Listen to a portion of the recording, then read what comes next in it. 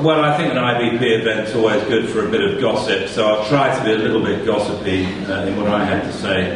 I think if you look at the London property market in particular, what you should always look at is what the big beasts in the jungle are doing. And 3 years ago, I was standing at the Land Security's Christmas party in Claridge's, listening to a conversation between Gerald Bronson and Stuart Lipton, which went along the lines of, I think it's going to be bad, Gerald. How do you think it's going to be? I think you're right, Stuart. I think it's going to be very bad. How bad do you think it's going to be, Joe? I think it'll be very bad, Stuart. At this point, I knew we were in for trouble, so I sold all my non-existent shares in the top 100 property companies. However, let's look at what the big beasts are doing today. Not what they've done recently, but what they're actually doing right now. Now, Gerald Bronson is just finishing the Heron Tower.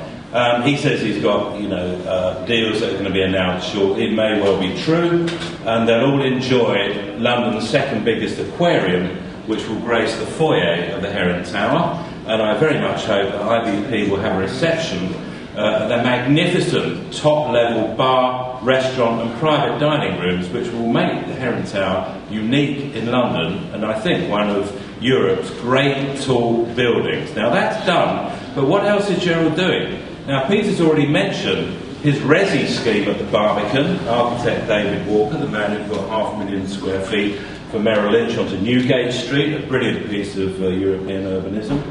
Well, that's happening. It's going to be taller than Roadmaker Place, deals to be announced very shortly, I'm told, which is next door, and amazingly he seems to have squared the Barbican residents to contemplate looking at a very considerable tower. But the more significant one to me, okay, Gerald's back in resi. He spotted an opportunity. That's because no one's building resi anymore, especially in the City of London.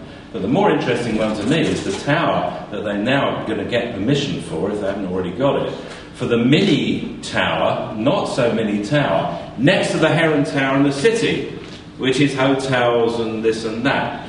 A very considerable development, and that says to me that there's one big beast who thinks this market is on the up.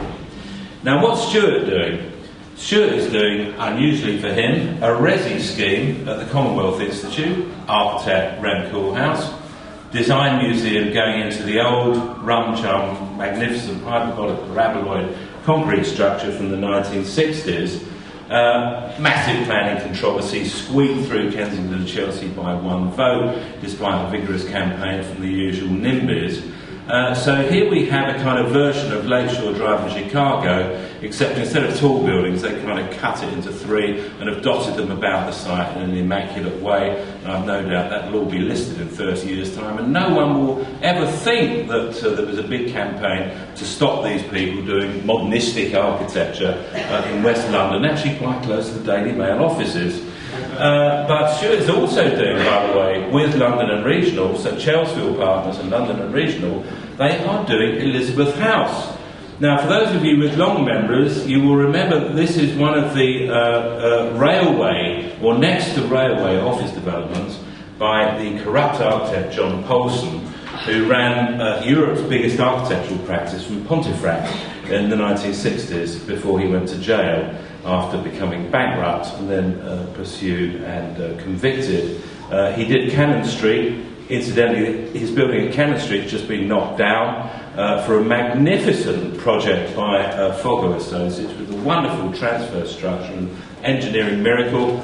Anyway, Stuart's having another crack at Elizabeth House. A dreary slab, the John Polson slab, and then a linear block running along York Road, a stone's throw from the Thames and the South Bank Arts Complex. And there's a competition out, or there's a selection process going on right now. So there's somebody else who believes that on a kind of medium-term view, and we're talking maybe 5-year view, that the London property market actually is a runner. So after the Olympic Games, and I agree with Peter, coming in on time, under budget, is a magnificent success story. If you haven't seen the structures down, the stadium, the aquatics are looking great. This is going to be a biggie for Britain, and by the way, 2011, 60th anniversary of the Festival of Britain, segue into Olympic year 2002, and incidentally the Diamond Jubilee of Queen Elizabeth II, and London is going to be the hottest city on the planet for at least 18 months. So we should just bear that in mind. This place isn't slowing down, it's hotting up, it's speeding up, and the values, I think, will speed up with it. Now, many of you remember there was a huge row when the last government introduced empty property rates. It was described as being penal, you know, a tax on an economy going into recession. How dare one tax empty buildings and people going to block up windows? We're going to go back to window tax. It was all retrograde and it was all hideous. Now, the consequence of empty property tax has been a very, very simple but perhaps unexpected one. When people got permissions to redevelop an existing property in the city, what they do now is they demolish the existing one because they don't want to pay empty property tax on it. Now, before that tax came in, what they would have done, they'd have let the space out at a tenner a foot or less just to make a few shekels until they actually got round to doing the redevelopment. Because they're demolishing, it means that the supply and demand of space in the City of London has become much more balanced, and you haven't got a load of old rubbish undermining rental values and providing too much space, especially at a time of recession.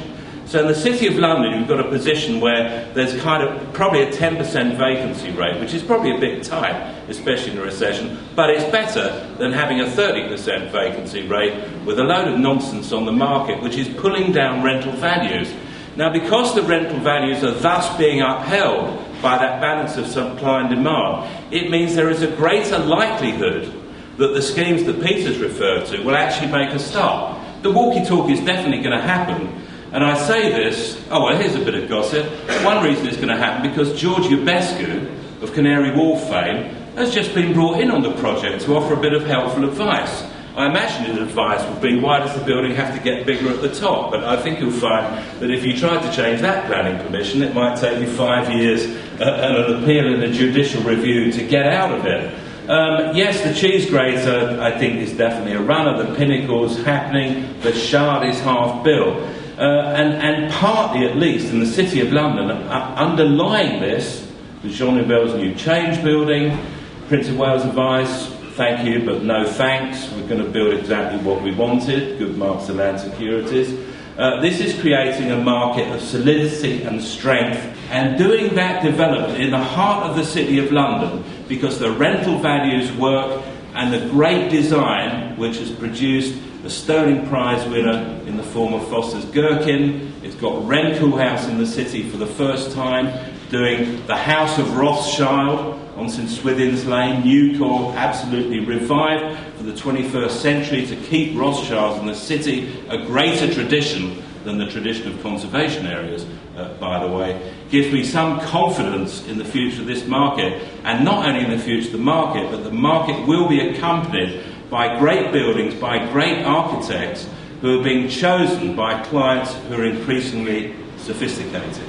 Thank you. Thank you very